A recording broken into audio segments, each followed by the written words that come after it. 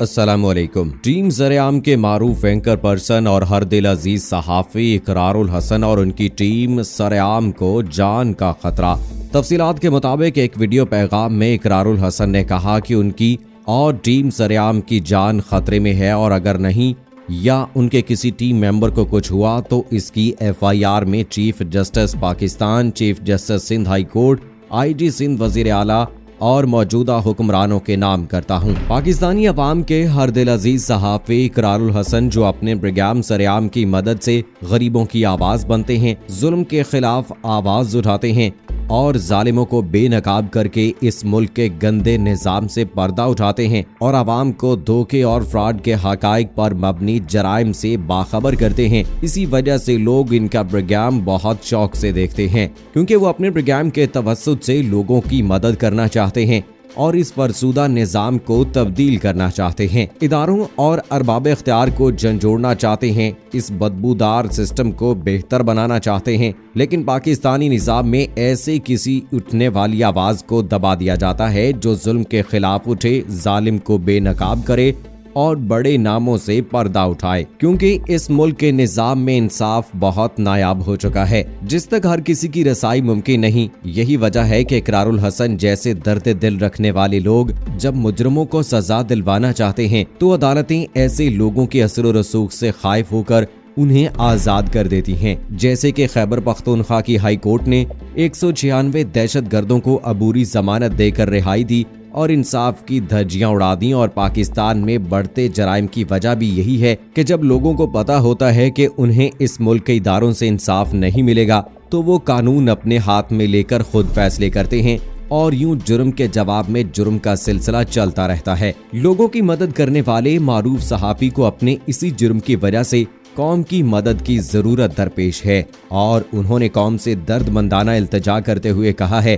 कि हमें आपकी मदद की जरूरत है। एंकर पर्सन ने लोगों से अपील करते हुए कहा कि उनकी जिंदगी पाकिस्तान के लिए हाजिर है, लेकिन इस प्रोग्राम की वजह से किसी और को नुकसान पहुंचे ये उनके लिए नाकाबिले कबूल होगा। इकरारुल हसन का कहना है कि मैं अपनी जिंदगी में ही अपने कातिलों के नाम बता रहा हूँ। 8 साल से हर रोज मैं घर से निकलते हुए अपने बेटे का माथा चूमते हुए यही सोचता हूँ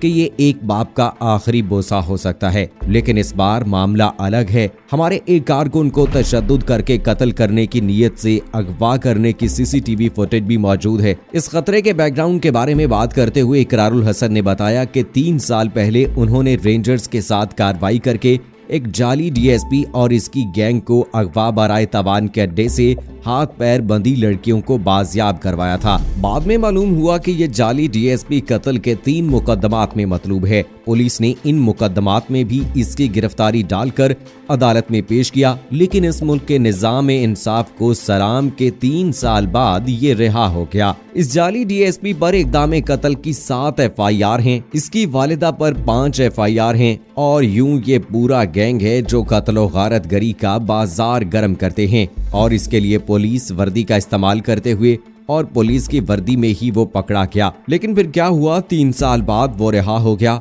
हालांकि इस पर इतने संगीन इल्जामात थे और इसके साथ साथ इकरार ने अदालत को एक वीडियो भी दी जिसमें उस शख्स की इंसानियत सोजी की एक दास्तान रिकॉर्ड है, जिसके मुताबिक उस शख्स ने एक औरत को बरहना करके इसकी आबरू रेजी की, इसकी वीडियो बनाई और इसके खामिंद को धमकाकर तावान भी वसूल किया। लेकिन इतने गंदे जराइम के बावजूद वो शख्स आजाद हो गया और जब रिहा होकर आया उसने आते ही अदालत में इकरार बावर इसकी टीम को संगीन नताइज की धमकियां दी। इकरारुल हसन के मुताबिक जाली DSP ने रिहा होते ही उनकी टीम के उस कारकुन को अगवा करने की कोशिश की जिसने हमें इस कातिल DSP के बारे में बताया था और अब ये उसका गैंग हमारी जान के दर पे है। इस मुल्क के अदालती निज़ाम का अंदाजा लगाएं कि एक बंदा जो गलत है वो तो बगैर किसी परेशानी के आजाद घूम रहा है और वो शख्स जो जुर्रत और हिम्मत का मुजाहरा करते हुए ऐसे चोरों, डाकुओं, भत्ताखोरों और मुजरमों के खिलाफ आवाज उठाता है उसे धमकाया जा रहा है। जिस मुल्क में छोटे से लेकर आला ओहदेदारान तक, एक पटवारी से लेकर DSP तक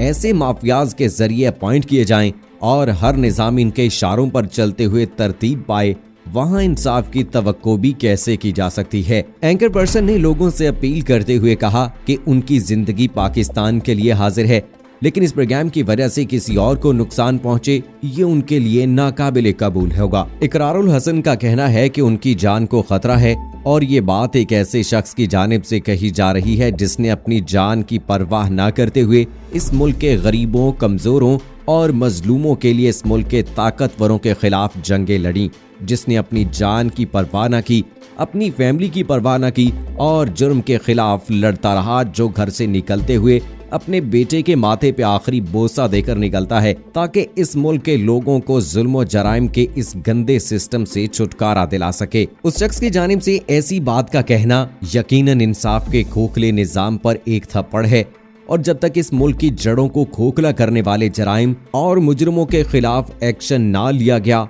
तब तक ऐसा होता रहेगा। गरीब की आवाज दबाई जाती रहेगी, कमजोर को सजा और ताकतवर को रिहा किया जाता रहेगा। इमरान खान इंसाफ के नारे के साथ सियासत में आए और लोग उन्हें निजाम की बेहतरी और गंदे निजाम के खात्मे की उम्मीदों के साथ इक़्तिदार में लाए और इसी उम्मीद के साथ इमरान खान और अरबाब इख्तियार से दरख्वास्त करते हैं कि इस मुजरिम को जिसके खिलाफ 7 FIR दर्ज हैं उसको कानून के मुताबिक सख्त से सख्त सजा दी जाए ताकि इसके जुर्म का शिकार लोगों को इंसाफ मिल सके और आइंदा किसी की भी ऐसी जराइम का हिस्सा बनने की हिम्मत भी ना हो। इसके साथ साथ हमारी हुकूमत से मुतालबा है कि इकरारुल हसन और इसकी टीम को सिक्योरिटी दी जाए और इनकी पेशगी FIR के अलार्मिंग नोटिस को सीरियस लेते हुए ऐसे लोगों के खिलाफ सख्त से सख्त एक्शन लिया जाए ताकि कोई ताकतवरों के खिलाफ लड़े तो बेखौफ होकर लड़े कि इसकी पुष्ट पर इदारों और लोगों की सपोर्ट मौजूद है। इसके अलावा तमाम व्यूवर्स को भी इकरारुल हसन की आवाज बनते हुए इस जुल्म और नाइंसाफी के खिलाफ आवाज उठानी चाहिए ताकि जुल्म बर्बरियत के सालों से चलते सिलसिले को यहीं पे रोक कर खत्म किया जा सके। दोस्तों, इसमें कोई दो राय नहीं है कि इकरारुल हसन एक बहुत अच्छे एंकर हैं और पाकिस्तान के गरीबों की आवाज बनते हैं, पाकिस्तान में जुल्म सितम का शिकार होने वाले लोगों की आवाज बनते हैं। जहां पर अगर सेहत के हवाले से बात की जाए तो जाली आमिल पीरों को भी पकड़ते हैं, होटलों पर छापे भी मारते हैं, मंशियात का कारोबार, गैर कानूनी कारोबार करने वालों को भी पकड़ते हैं। गर्ज ये कि अगर देखा जाए तो पाकिस्तान के इदारों की मदद करते हैं और उनको बताते हैं कि हक़ाइक़ क्या हैं, कौन से ऐसे लोग हैं जो वतन अजीज को नुकसान पहुंचाना चाहते हैं। लेकिन बड़े अफसोस के साथ कहना पड़ता है कि हमारे मुल्क में इंसाफ का निजाम नहीं है। एक मुजरिम जो कत्ल करता है, आबरू रेजी करता है, उसको चंद लाख रुपए के मचल के जमा करवाने के एवज जमानत दे दी जाती है और केस लड़ते लड़ते आखिर एक दिन खत्म हो जाता है और उसको बरी कर दिया जाता है। ये सबसे बड़ा अलमिया है हमारे पाकिस्तान में। अगर यहाँ पर तमाम इदारे मिलकर इंसाफ को कायम करें, इस्लामी तौर तरीकों के मुताबिक यहाँ पर कानून राइज किया जाए तो यकीनी तौर पर यह कहा जा सकता है कि यहाँ पर चोरी चपाटी, गुंडागर्दी, कत्लो गारत और इस किस्म के जितने भी वाकयात होते हैं उनमें यकीनी तौर पर कमी आ जाएगी। सो दोस्तों, टीम सरेआम और इकरारुल हसन का साथ देने के लिए आप कमेंट सेक्शन में चीफ जस्टिस ऑफ पाकिस्तान से अपील कीजिए, इमरान खान से अपील कीजिए कि वह मुल्क में इंसाफ के जितने भी तकाजे हैं उनको पूरा करें, जो मुजरिम हैं उनको कैफरे किरदार तक पहुँचाया जाए, इंसाफ के निजाम को बेहतर से बेहतर बनाया जाए और इदारों को मजबूत बनाया जाए। इकरारुल हसन के जितने भी फैन इस वक्त हमारी इस वीडियो को देख रहे हैं, कमेंट सेक्शन में अपनी मोहब्बत का इजहार जरूर कीजिएगा। मुझे अगली वीडियो तक इजाजत दीजिए। अल्लाह हाफिज।